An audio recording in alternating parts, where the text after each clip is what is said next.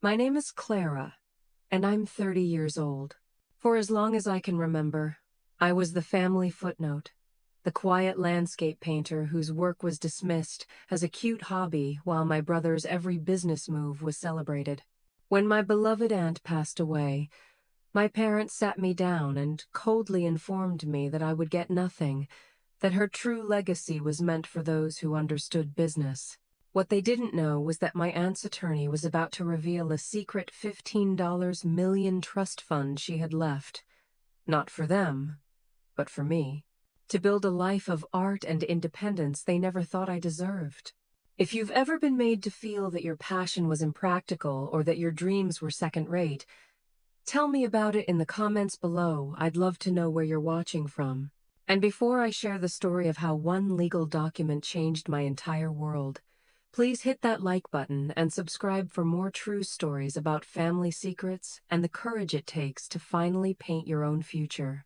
Before my life was irrevocably altered, my world was measured in shades of ultramarine, burnt sienna, and cadmium yellow. As a landscape painter, my days were a quiet ritual of chasing the light. I'd wake before dawn, pack my easel and canvas into my beat-up station wagon, and drive out to the coast or the rolling hills of the countryside to capture the fleeting moments of beauty the world offered up. My studio was a small, sun-drenched room in a rented cottage, the air thick with the scent of turpentine and linseed oil, the floorboards permanently spattered with a rainbow of colors. It was a simple life, a solitary one, and it was a life I had chosen and cherished. I sold enough paintings at local art fairs and through a small online shop to pay my bills, and my wealth was not in my bank account, but in the stacks of canvases leaning against every wall, each one a memory of a perfect sunrise or a stormy sea. To my family, this life of passion and creativity was not just a curiosity, it was a source of constant, low-grade disappointment. My parents, Robert and Helen, were fixtures in the city's financial district. My father was a high-powered corporate lawyer, a man for whom every interaction was a negotiation, and every outcome was measured in wins and losses. My mother, who came from old money, sat on the boards of several prestigious charities, not out of a sense of altruism, but because it was the expected role for a woman of her standing. Their world was one of power lunches, shareholder meetings, and glossy annual reports. It was a world of sharp lines and bottom lines, and in it, my life as an artist was a soft, blurry, and altogether unprofitable mess. The masterpiece of their creation, the living proof of their values, was my older brother, Andrew. Andrew was a carbon copy of my father, but with a sharper suit and a more modern brand of ambition. He was a venture capitalist, a man who spoke in a rapid-fire dialect of acronyms and buzzwords: EBITDA, ROI, scalability.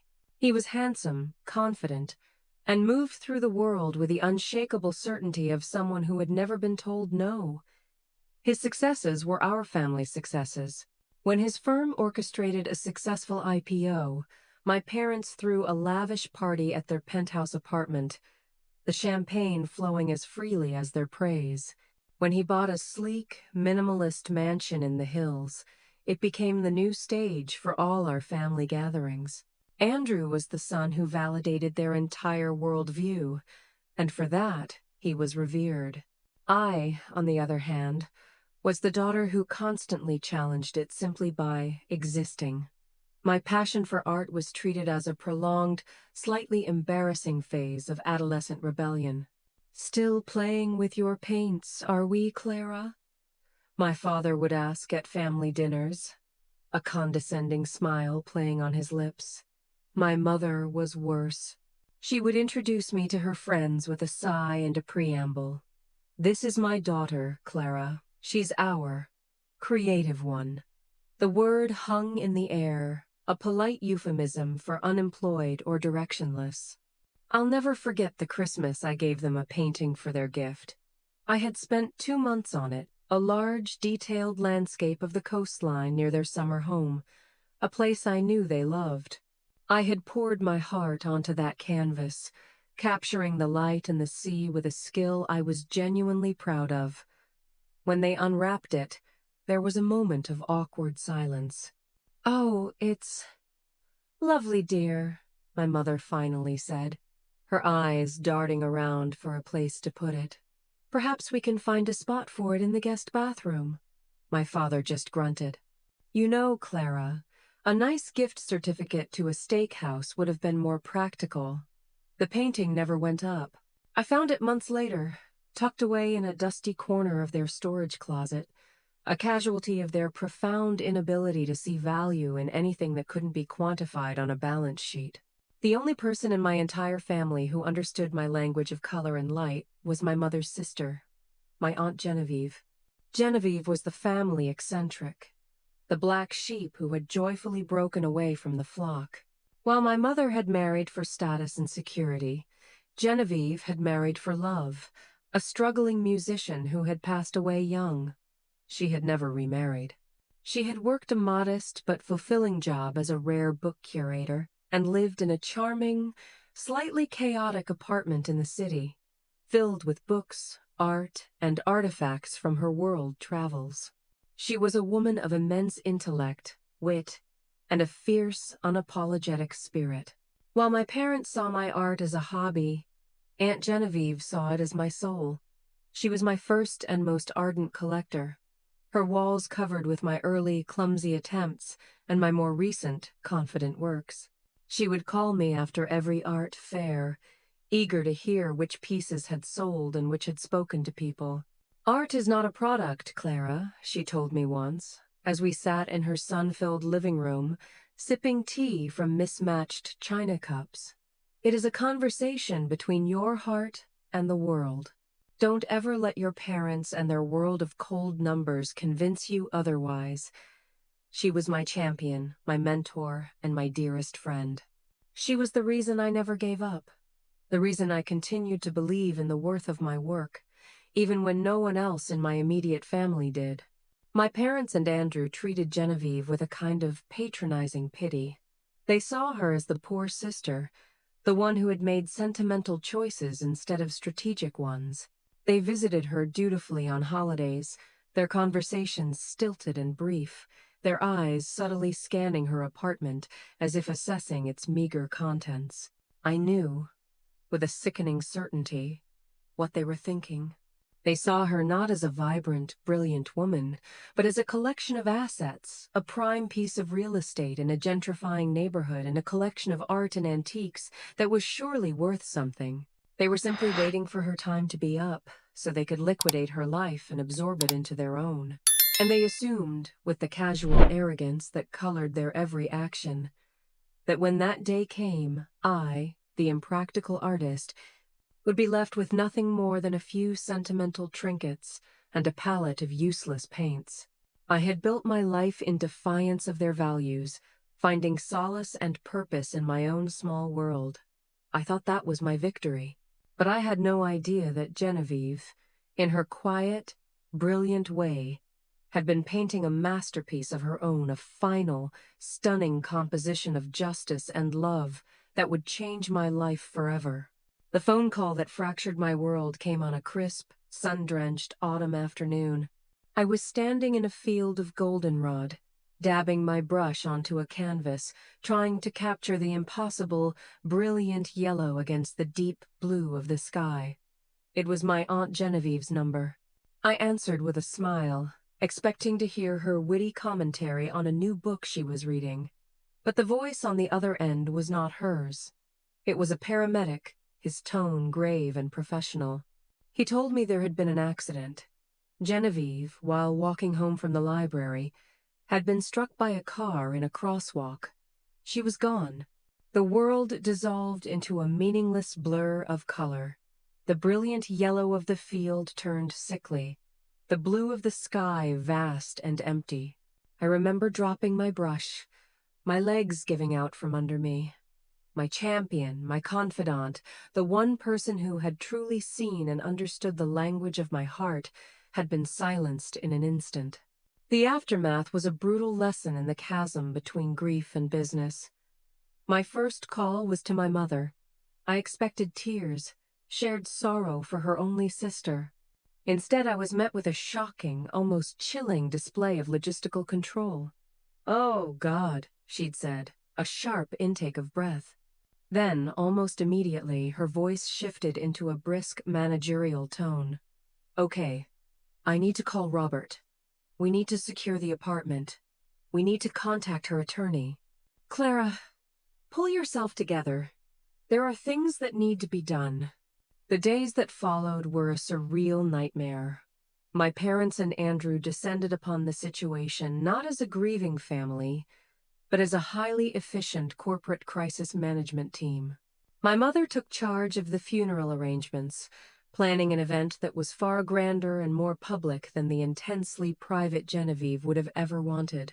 "We have to do this properly," she insisted, as if she were planning a charity benefit. "People will be watching." My father and Andrew immediately began making inquiries about Genevieve's attorney and her financial affairs, their conversations a low, urgent hum of speculation about real estate values and investment portfolios. I, meanwhile, was lost in the fog of actual grief. I was the one who went to Genevieve's apartment with her landlord to collect her cat, a fluffy Persian named Proust. I was the one who sat on her worn velvet sofa, surrounded by her books and art, and wept for the loss of her vibrant spirit. The apartment, which my parents saw as a real estate asset, was to me a museum of a beautiful life, and its curator was gone. The night before the funeral, my father called me into the living room of their penthouse. He and Andrew were drinking brandy, a celebratory air about them that turned my stomach. "Clara, have a seat," my father said, gesturing to a stiff, uncomfortable armchair. "It's time for a frank discussion about expectations regarding Genevieve's estate." He leaned forward, steepling his fingers, the picture of a patient CEO explaining a complex deal to a naive intern. "Your aunt, as you know, was a wonderful woman, but not financially astute. She made choices based on sentiment. However, the apartment itself has appreciated significantly, and she had a few modest investments. As her closest living relatives with a sound understanding of financial management, your mother and I, along with Andrew, will be overseeing the liquidation of her assets." He paused, looking at me with an expression of profound pity. "Now, we know how much you loved her, and we want to be fair. We've decided you can select a few of her books and perhaps one or two of your own paintings from her walls as a memento. A sentimental inheritance for the sentimental niece." "He's right, Clara," Andrew chimed in, swirling the brandy in his snifter. "Honestly, handling a significant sum of money would just be a burden for you. It would distract you from your art. This is the cleanest, most sensible way to handle things. We'll manage the business side of it. You focus on the memories." I sat there, speechless, a cold knot of fury and sorrow tightening in my chest. They weren't just cutting me out. They were doing it under the guise of protecting me from my own incompetence. They were reducing my profound, loving relationship with my aunt to a sentimental footnote in their financial takeover of her life. They believed they had already won, that the final distribution of her legacy was a mere formality. What they couldn't possibly comprehend was that Genevieve, a woman who had spent her life curating rare and valuable things, had saved her most priceless acquisition for last: my future. The funeral was a performance, and my family were the stars. My mother, dressed in an impeccably tailored black suit, moved through the crowd of mourners with the grace of a seasoned hostess, accepting condolences with a practiced, somber nod. My father and Andrew stood by her side, a formidable wall of dark-suited authority, shaking hands with business associates who had come to pay their respects. They spoke of Genevieve in broad, generic strokes, calling her a free spirit and a unique character, words that stripped her of all her brilliant specificity. I felt like an outsider at my own aunt's memorial, a silent witness to the public erasure of the woman I knew and loved. The true unmasking of their intentions, however, began the moment the last casserole dish was cleared away. The very next day, they announced their plan to tackle Genevieve's apartment. I insisted on being there, picturing myself as a lone curator trying to protect a precious collection from a horde of invading barbarians. The reality was far worse than I could have imagined. I arrived at her apartment to find my mother in the living room, holding one of Genevieve's first edition Virginia Woolf novels, her brow furrowed. "I suppose these are worth something," she said to my father, who was busy measuring the dimensions of the room. "We'll have to get them appraised." Andrew was on the phone in the kitchen, speaking in a loud, aggressive tone to a real estate agent. No, we're not interested in staging. We want a quick as-is sale. Prime location, top floor unit. It should move fast." They moved through her home, a place that for me was sacred and filled with her vibrant energy, with the cold, detached efficiency of an estate liquidation company. They saw not a life, but an inventory. Her collection of vintage scarves was dismissed as costume jewelry. Her eclectic mix of antique furniture was a hodgepodge that will need to be cleared out. The first major confrontation occurred over my paintings. Genevieve had proudly displayed nearly a dozen of my landscapes throughout her apartment. They were the centerpiece of her collection. I found Andrew taking them down from the walls and stacking them carelessly in a corner, one canvas leaning directly against the painted surface of another. "What are you doing?" I cried out, rushing over to rescue them. "You'll scratch them!" He rolled his eyes, a look of profound irritation on his face. "Clara, relax. We need to clear the walls for the real estate photos. We're doing you a favor, packing them up so you can take them home." "Aunt Genevieve loved these," I said, my voice shaking with a mixture of grief and fury. This was my work, my gift to her. "And it was a very sweet gesture," my mother chimed in, not looking up from a box of silverware she was examining. "But now it's time to be practical. They don't add any value to the apartment. In fact, they probably detract from it." The cruelty of her words, the casual dismissal of my art, my love, my aunt's joy, was a physical blow. They saw my soul's work as clutter to be removed. A few days later, my father initiated the next phase of their campaign. He called me under the pretense of checking in, his voice laced with a false paternal warmth. "Clara," he said, "Andrew and I were just reviewing some of Genevieve's preliminary financial statements. It's all a bit of a mess, as we expected. We've decided the best course of action is for me to petition the court to be appointed the sole administrator of the estate. It will just simplify things, keep everything neat and tidy." I knew exactly what that meant. It would give him complete legal control over every asset, every decision, effectively shutting me out of the process entirely. "I don't think that's necessary," I said, trying to keep my voice steady. "Genevieve had an attorney. I'm sure he has everything in order." "Don't be naive, Clara," he sighed, the warmth vanishing, replaced by his familiar tone of weary condescension. "This is the big leagues. It's not an art project. It requires a firm hand. We'll handle it. You don't need to worry your pretty little head about it." The final, clarifying moment, the one that solidified in my mind that I was not just dealing with greed, but with a deep-seated, systemic disregard for my very being, came from an unexpected source. I had gone back to the apartment to collect Proust, Genevieve's cat, who had been staying with a neighbor. The neighbor, a kind, elderly woman named Mrs. Gable, invited me in for tea.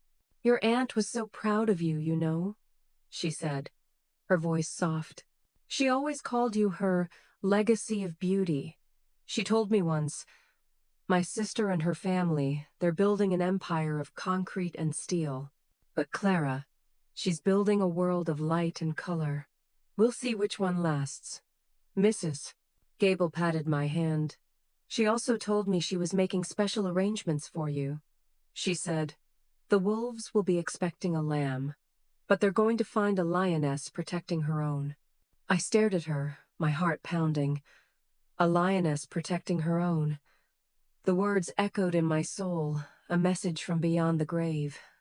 It wasn't just a validation of my feelings, it was a call to arms. My aunt had known this would happen. She had known they would try to erase me, to reduce her life to a number on a spreadsheet. And she had made plans. The knowledge settled in my bones, a core of steel forming around my grief. I wasn't just fighting for an inheritance anymore. I was fighting for my aunt's final wish, for her legacy of beauty, and for the lioness she had always known I could be.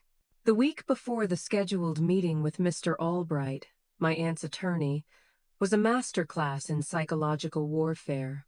My family, having failed to sideline me with their initial maneuvers, escalated their campaign with a chilling blend of condescension and subtle threats. The phone calls became more frequent, each one a carefully crafted performance designed to undermine my confidence. My mother would call to sigh about the overwhelming burden of managing the estate, implying that I was selfishly adding to her stress by not simply stepping aside. My father would call with helpful advice, explaining the complexities of probate law in a way that was clearly meant to intimidate me, to make me feel small and ignorant. Andrew was the most direct. He texted me late one night. "You're playing a game you can't win, Clara. Just let it go before you embarrass yourself and the family." The message was clear. Stay in your lane, little girl. The world of money and power belongs to us.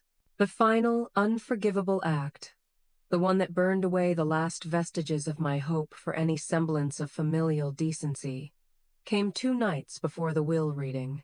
It was a coordinated, full-scale ambush. They invited me to their penthouse for dinner, under the pretense of a truce. "Let's just have a quiet family meal," my mother had said on the phone, her voice dripping with false sincerity.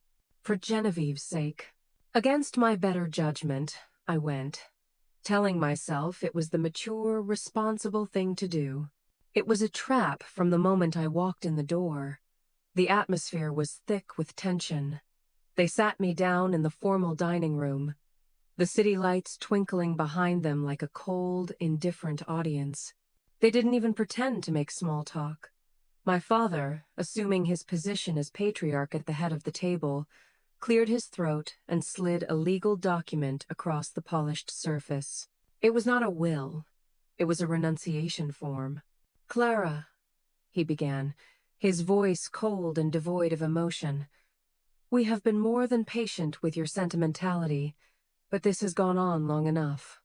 We have had our attorney draft this document. It's a simple renunciation of any and all claims you might have to Genevieve's estate. You sign it, and in return we will generously gift you the full collection of your paintings from her apartment." I stared at him, my mind reeling. They were offering to gift me my own artwork, the paintings that were legally and emotionally mine, as a bribe to get me to sign away my rights. "It's the only logical solution," my mother added, placing her manicured hand on my father's arm. "You get to keep your memories. And we can proceed with the business of the estate without any further delays or emotional entanglements. It's a clean break."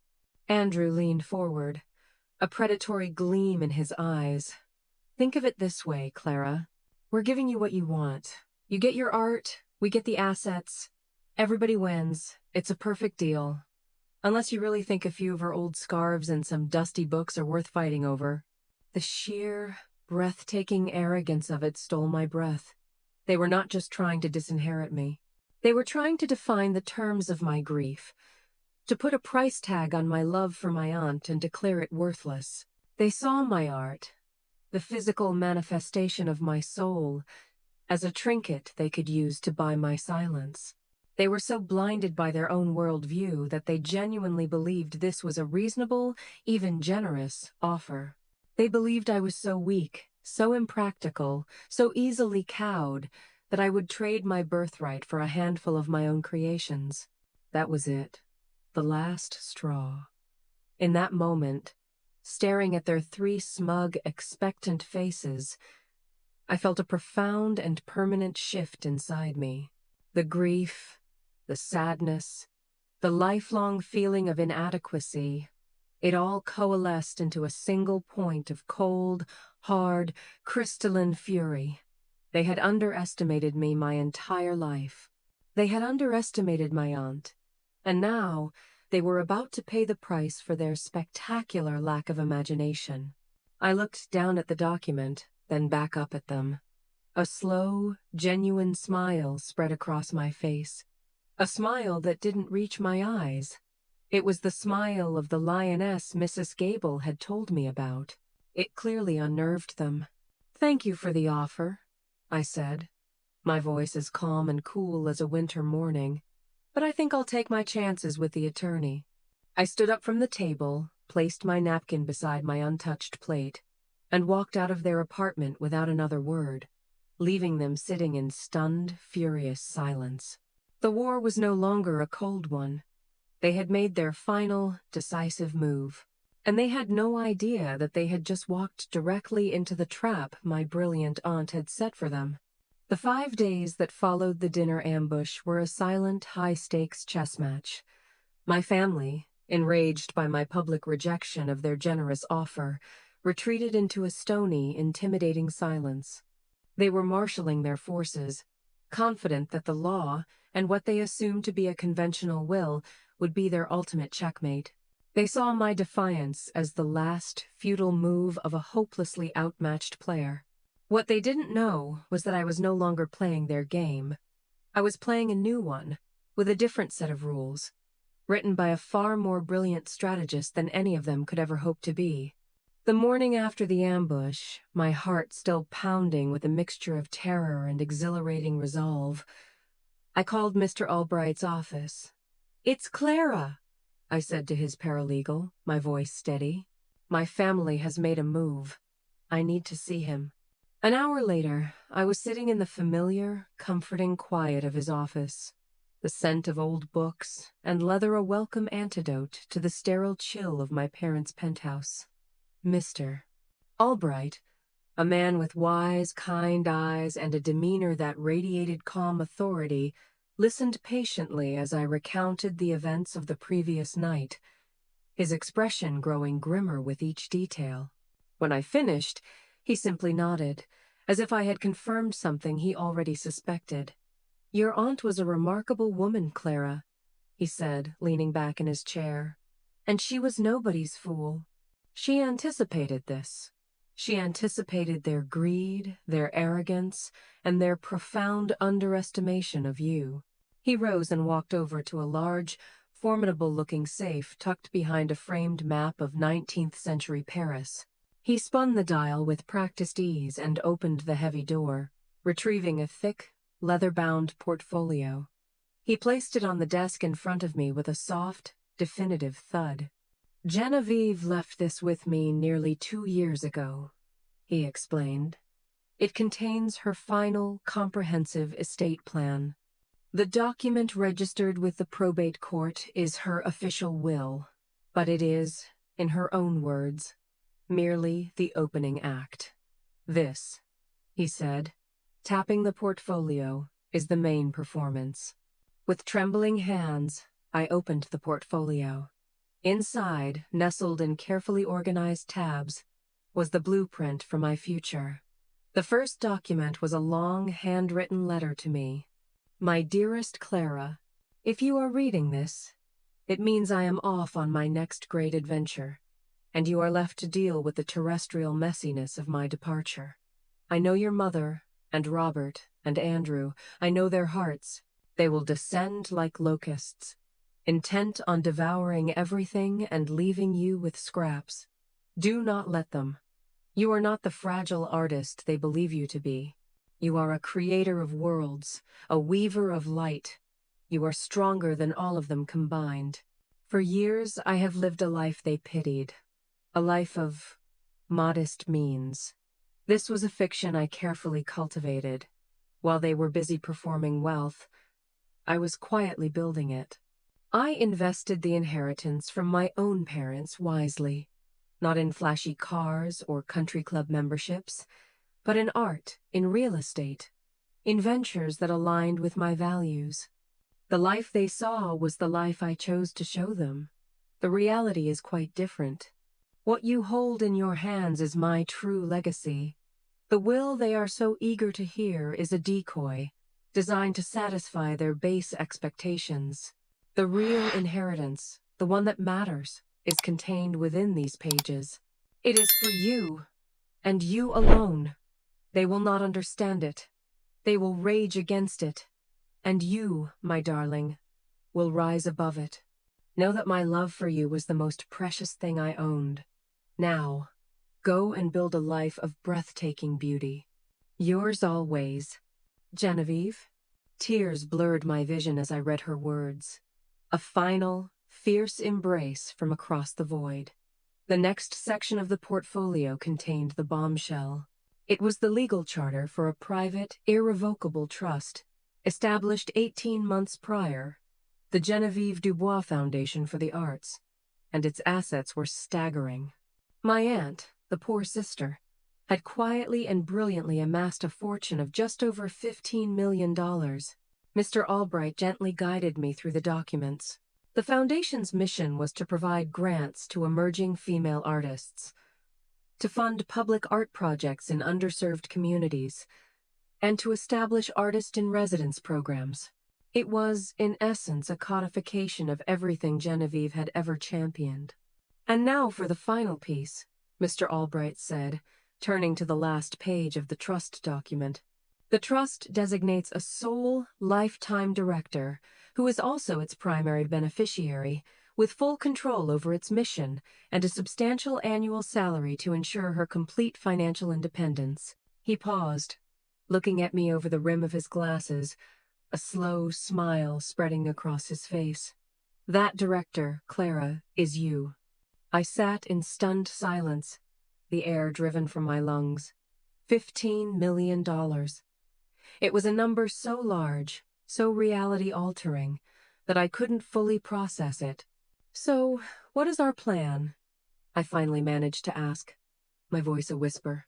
The plan is Genevieve's, and it is perfect, Mr. Albright said, his voice firm. We proceed to the reading on Friday. We allow them to walk into that room, believing they are in complete control. I will read the primary will first, the one that disposes of her apartment and her personal effects according to their conventional expectations. We will let them have their moment of triumph. And then, at the very end, I am instructed to read a final codicil, which is, in fact, the announcement of the foundation and your appointment as its director. We will simply let your aunt have the last word. As I left his office, the heavy portfolio clutched in my hands like a shield. I felt a profound transformation. The fearful, overlooked artist had been replaced by a guardian. My aunt hadn't just left me money. She had left me a mission, a suit of armor, and a righteous cause. My family was expecting a quiet, tearful capitulation. They were about to be confronted with a masterpiece of strategic justice, and I was the one who was going to unveil it. The conference room at Mr. Albright's law firm was designed to project an aura of unshakable gravitas. The walls were paneled in dark, rich cherry wood, lined with shelves of identical-looking legal volumes. The air was cool and still, smelling faintly of old paper and furniture polish. A large, imposing mahogany table dominated the center of the room, its surface polished to a mirror-like sheen, reflecting the grim, gray sky outside the oversized window. I arrived 20 minutes early, a deliberate choice to claim the space as my own. I chose a seat not at the foot of the table, the position of a subordinate, but halfway down one side, a place of quiet observation. I placed the leather portfolio Genevieve had left me on the table in front of me, a silent, powerful statement. I felt a strange and wonderful calm settle over me, the focused serenity of an artist before the first brushstroke. My family arrived exactly on time, a unified force of arrogance and expectation. My father entered first, his stride confident, his gaze sweeping the room as if he were assessing a potential acquisition. He gave me a brief, condescending nod. My mother followed, a vision of strained elegance in a Chanel suit, her face a carefully composed mask of somber propriety. She completely ignored me.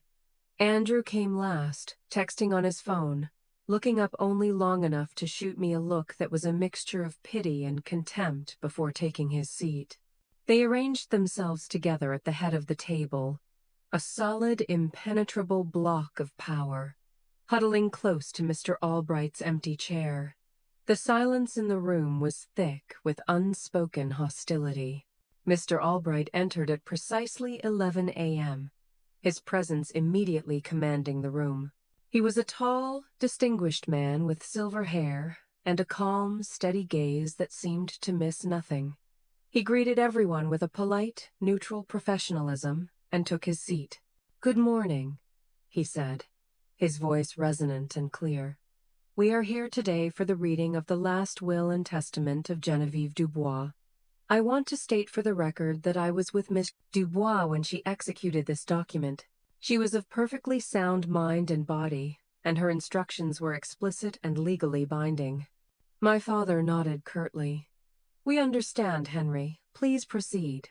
Mr. Albright opened the will and began to read in a clear, measured monotone. He started with a few small, personal bequests. To her neighbor, Mrs. Gable, Geneviève left a beautiful antique tea set and a generous sum of money for the lifelong care of her cat, Proust. To the local library where she had volunteered, she left her entire collection of modern first-edition novels. My family shifted impatiently in their seats, these small acts of personal kindness a tedious delay to the main event. Then, Mr. Albright arrived at the clause they were all waiting for. Regarding my primary residence, the apartment located at 45 Park Avenue, along with all its contents not otherwise specified, and the balance of my personal checking and savings accounts, I bequeath these assets to my beloved sister Helen and her husband Robert, to do with as they see fit. A collective sigh of relief and triumph rippled through their side of the table. They exchanged small, triumphant smiles. They had won. It was exactly what they had expected. My mother reached over and patted my father's hand. Andrew leaned back in his chair with a smug, satisfied smirk, shooting a quick, pitying glance in my direction. The poor, naive artist left with nothing. Mr. Albright paused, letting their victory settle in the air. He then took a deliberate sip of water. "This concludes the main body of the will," he announced, his voice taking on a new weight. "However, there is a final, binding codicil to be read, which Miss Dubois added 18 months ago and designated as her ultimate and final testament." My father sat up, his smile vanishing. "A codicil? We weren't informed of any codicil." "It was her wish that it be revealed at this time," Mr. Albright said, his expression unreadable. He picked up a separate, sealed envelope, broke the seal with a small, sharp knife, and began to read. "This codicil," he read, "is to announce the formation and funding of a private entity which represents the vast majority of my life's work and assets, the Geneviève Dubois Foundation for the Arts." The air went out of the room. My mother's hand flew to her pearls. Andrew leaned forward, his mouth slightly agape. "The foundation, Mr. Albright continued, his voice steady as a rock, has been established with the entirety of my private investment portfolio, real estate holdings, and art collection, with a starting principal value of $15,490,000. A choked, strangled sound came from my father. 15 million, he stammered, his face turning a blotchy, alarming shade of red.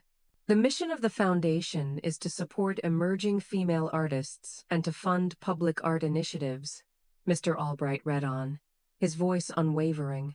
And according to the irrevocable articles of the trust that governs the foundation, there is to be a single lifetime director.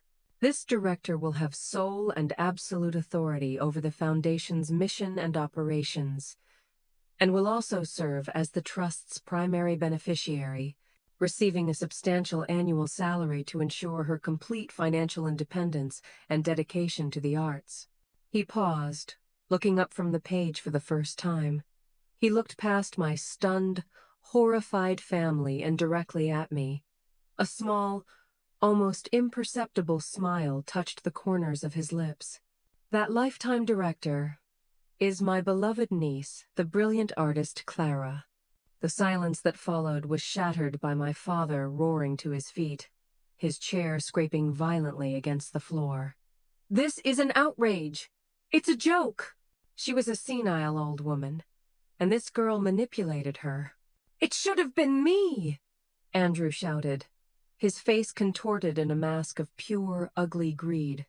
"I'm the one who understands finance. Who could have grown that money? She'll just waste it on paint and clay."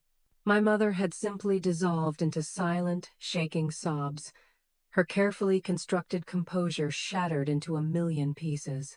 I stood up slowly, calmly. The room fell silent again, their rage momentarily quelled by the unexpected movement. I felt a power I had never known, a quiet strength that emanated from the certainty of my aunt's love and the righteousness of her final act. "She wasn't senile," I said, my voice quiet but ringing with clarity in the silent room. "She was the smartest person I ever knew. She knew you better than you know yourselves." I looked at my mother.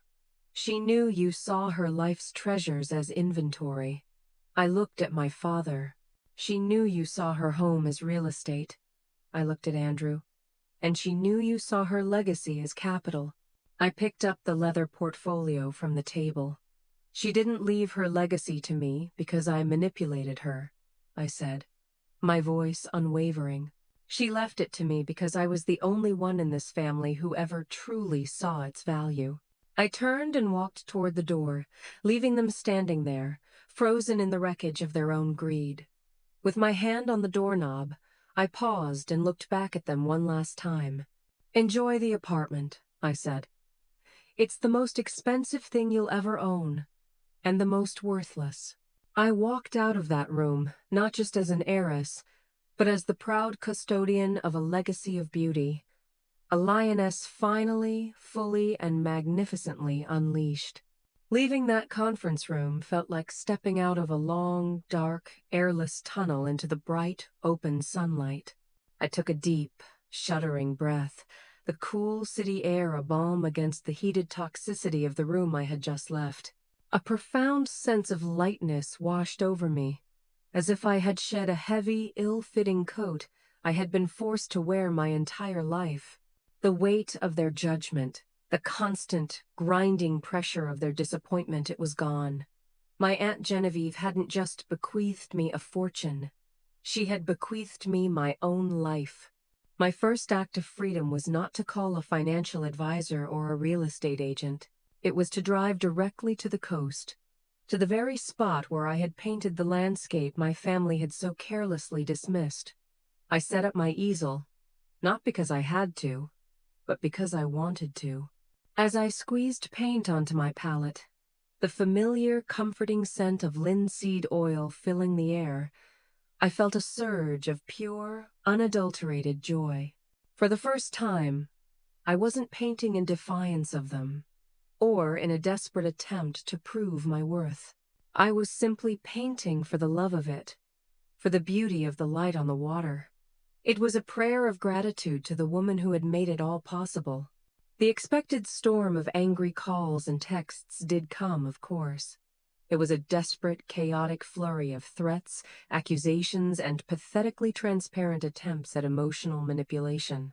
My father left a long, rambling voicemail threatening to hire the best lawyers in the city to contest the trust, claiming Genevieve was clearly not of sound mind. My mother sent a series of tearful texts, filled with phrases like, "How could you do this to your own family?" and Genevieve would be horrified to see you tearing us apart. Andrew's messages were short, brutal, and laced with profanity, calling me a scheming, manipulative leech. I read them, not with fear or anger, but with a strange, detached pity. They were like characters in a play, reciting lines they had long since memorized, unable to comprehend that the script had been completely rewritten and they were no longer the stars. I didn't delete the messages. I saved them in a folder, a digital reminder of the prison I had escaped. Then, I blocked their numbers. My first official meeting as the director of the Genevieve Dubois Foundation for the Arts took place the following week. I sat at a table with Mr. Albright and a team of experts, a financial planner, an art historian, and a nonprofit specialist. As they walked me through the portfolio, the sheer scale of my aunt's brilliance became even more apparent. She had not just accumulated wealth, she had curated a collection of art and investments with a discerning, intelligent eye. The work was daunting, but for the first time in my professional life, I felt completely and utterly alive, energized by a sense of purpose that was bone deep.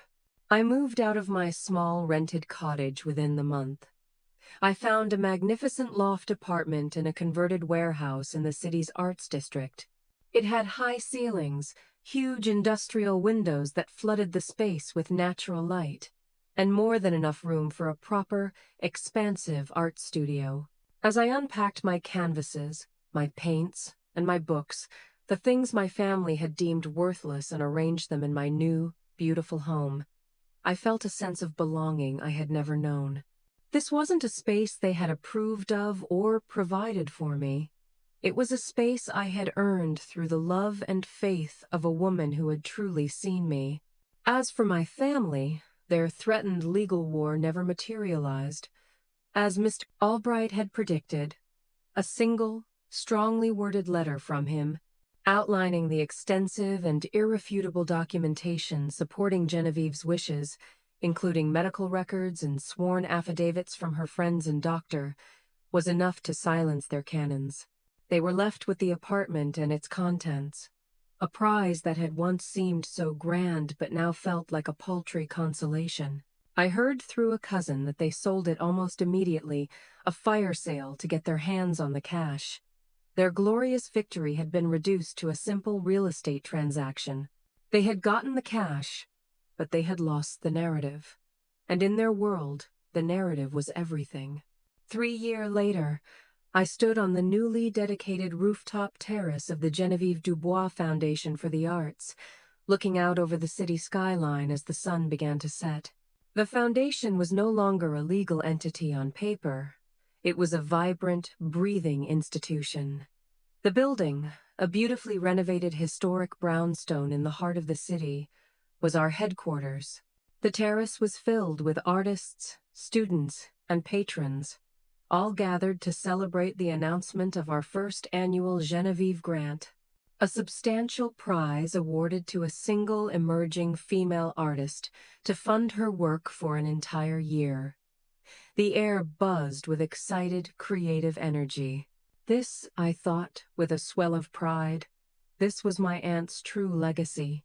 In that first year, we had accomplished more than I had ever dreamed possible. We had fully funded the art programs at 3 under-resourced public schools. We had commissioned a major public sculpture for a revitalized city park, and we had given out dozens of smaller grants to artists who needed help buying supplies, renting studio space, or framing their work for a first show. My life was a whirlwind of studio visits, grant reviews, and board meetings. I was working harder than ever, but it didn't feel like work. It felt like breathing. I was no longer just a solitary painter. I was a fierce and dedicated champion of the arts, using the incredible gift I'd been given to lift others up. I had found my voice, not just on the canvas, but in the world. My own art had flourished as well. Freed from the constant pressure of having to sell every piece to survive, I was able to take creative risks, to experiment with new styles and mediums. I had a solo show at a prestigious downtown gallery, and to my astonishment, it sold out on opening night. The validation was wonderful, but the true joy came from the act of creation itself, from the freedom to paint whatever my heart desired. And my family? The poetic justice of their situation was not something I reveled in, but it was impossible to ignore. It was a self-inflicted downfall, a slow-motion collapse brought on by the very character flaws that had driven them to betray me. The money from the sale of Genevieve's apartment, a sum that could have provided a comfortable cushion for anyone else, was a curse for them. It was not enough to satisfy their inflated lifestyles, but just enough to fuel their worst impulses. My father, desperate to prove he was a more brilliant investor than Genevieve, took his share and plunged it into a series of highly speculative, high-risk tech stocks. He was chasing a quick, spectacular win to soothe his wounded ego. The market turned, and he lost almost all of it. The loss, combined with the public humiliation of the will reading, sent him into a spiral. He became a bitter, angry man, and his reputation in the legal community, once pristine, was irrevocably tarnished. Andrew, predictable as ever, used his money to try and launch his own venture capital fund. But without the backing of a major firm, and with a reputation now shadowed by his family's public drama, he couldn't attract serious investors. The fund hemorrhaged money on lavish office spaces and extravagant client dinners before it ever made a single successful investment. He was forced to dissolve it, his dream of being a lone wolf titan of industry shattered. I heard he was now working in a diminished role at a smaller, less prestigious firm, the golden child now deeply, permanently tarnished. My mother's fate was perhaps the saddest.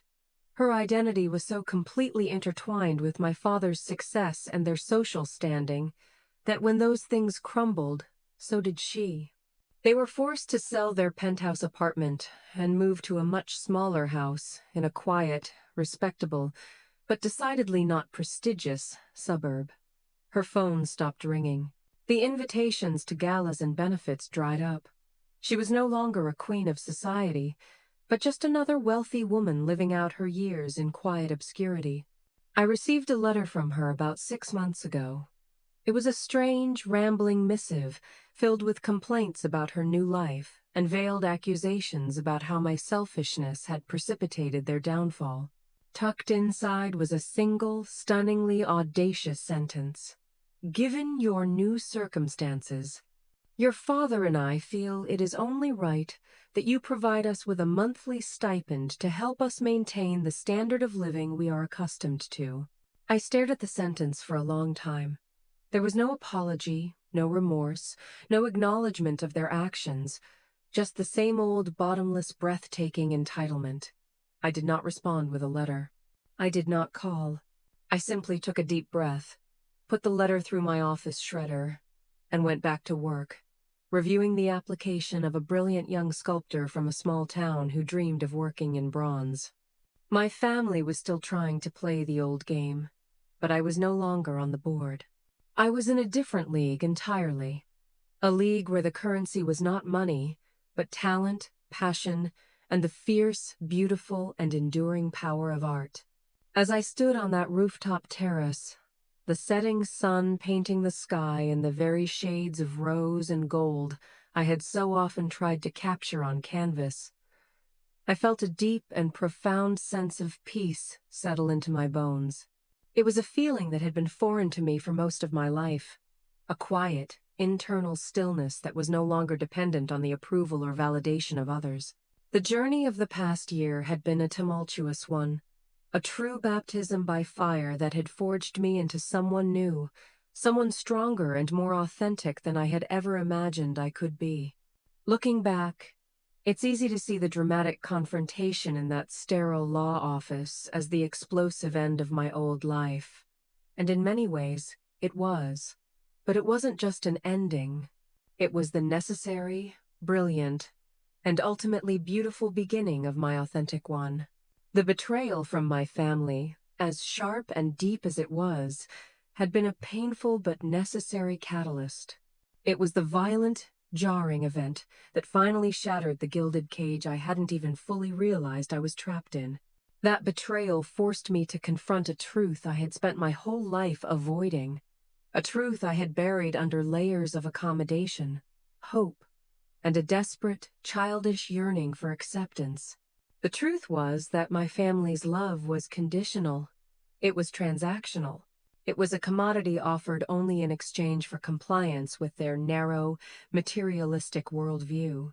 And ultimately, it was not something I could ever truly win, because it was never something that was ever truly offered to me, the real me.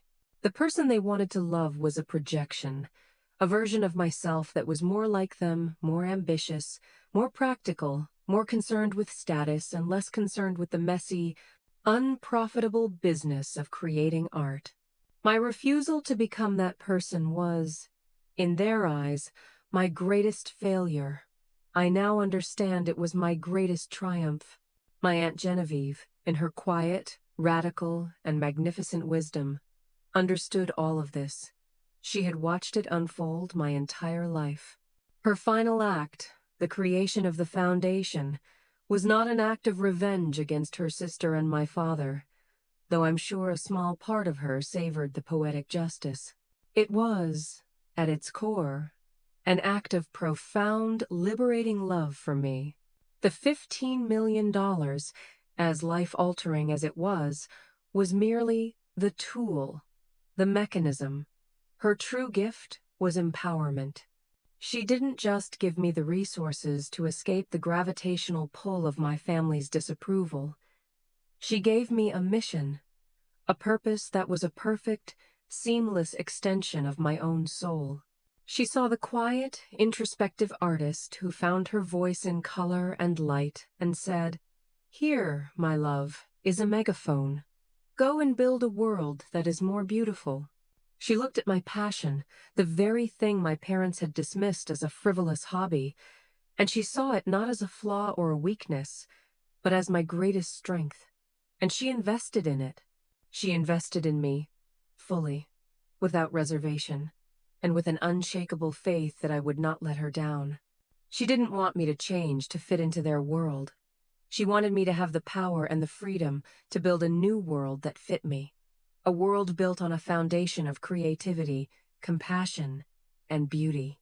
The most important lesson I have learned through all of this, the one that resonates in my studio late at night as I paint, is that your worth is not a reflection in someone else's eyes. It is not a number on a balance sheet, a title on a business card, or a luxury car in a driveway. It is a deeply personal internal conviction. It is a quiet, steady flame that you alone are responsible for tending. For 28 years, I had allowed my family's narrow, spreadsheet-driven definition of success to be my internal measure of failure. I had allowed their voices to become my inner critic. I saw my quiet, creative life as a shortcoming instead of a calling. I apologized for my passion instead of celebrating it. But a person who creates beauty is no less valuable than one who creates capital. A life dedicated to inspiring others is no less meaningful than one dedicated to acquiring assets. A quiet life is not a small life. My aunt taught me that the world needs its artists, its poets, its dreamers, its keepers of beauty, just as much as it needs its venture capitalists and its corporate lawyers. The world needs its symphonies just as much as it needs its brass bands. Family, I have come to understand, is not defined by blood or by obligation. It is not something you are born into and are therefore stuck with, for better or for worse. That is merely relation. Family is a choice. It is a verb. It is about who chooses to believe in you. It's about who sees the masterpiece inside you even when it's just a blank, intimidating canvas. It's about who champions your right to paint that canvas in whatever wild, vibrant, and unconventional colors you choose. My true family, I have discovered, is the young artist who cried in my office when I told her she had won the Genevieve grant, saying she could now finally afford to quit her second job and dedicate herself to her work. My family is the board of directors at the foundation, a brilliant, passionate group of people who share my vision and challenge me to be better every day. My family is the circle of friends who come to my gallery openings, not out of obligation, but out of genuine excitement to see what I've created. And in that chosen family, I have found a richness, a sense of belonging and unconditional acceptance that my parents and brother, with all their ambition and their relentless pursuit of more, will never know. The journey has also taught me the crucial importance of boundaries. For years, I thought that being a good daughter meant being accommodating, meant absorbing their dismissive comments and swallowing my own hurt to keep the peace. I thought that setting a boundary was an act of aggression, a selfish act. I now understand that boundaries are not walls to keep others out. They are fences to protect the sacred garden of your own well-being. They are a quiet, firm declaration that you are worthy of respect. My decision to block their numbers, my calm refusal to fund their lifestyle, these were not acts of revenge. They were acts of profound self-respect. They were me, finally, tending to my own garden, pulling out the weeds that had been choking the life out of me for so long. So now, as I stand on the other side of that fire, I want to turn it over to you. I know my story is unique in its details, but I also know that the feelings behind it, the feeling of being misunderstood, of being undervalued, of fighting for your passion against the tide of expectation, are universal. Have you ever felt that your passion was dismissed or devalued by the people who were supposed to be your biggest supporters? Have you ever had to choose between your own well-being and the expectations of your family or your community? How did you find the courage to hold on to your dreams, to believe in your own worth, even when it felt like you were standing all alone? Share your stories in the comments below.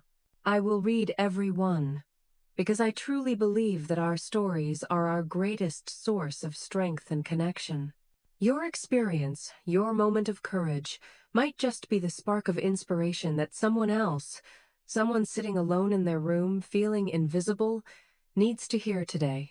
If this story spoke to you, if it resonated with that part of you that dreams of a life lived on your own terms, please give it a thumbs up and subscribe to our channel for more real-life stories of courage, creativity, and the quiet triumph of the human spirit. And please, share this video with anyone in your life who might need a reminder that their life is their canvas, and they alone, should be the one to hold the brush. Thank you for listening, for allowing me to share my journey with you. And remember, the world can be a loud and demanding place, filled with voices telling you who you should be. But the most important voice is the one that whispers to you when you are alone with your work, your passion, your truth. Listen to that voice. Trust it. Nurture it. Go out there and create something beautiful.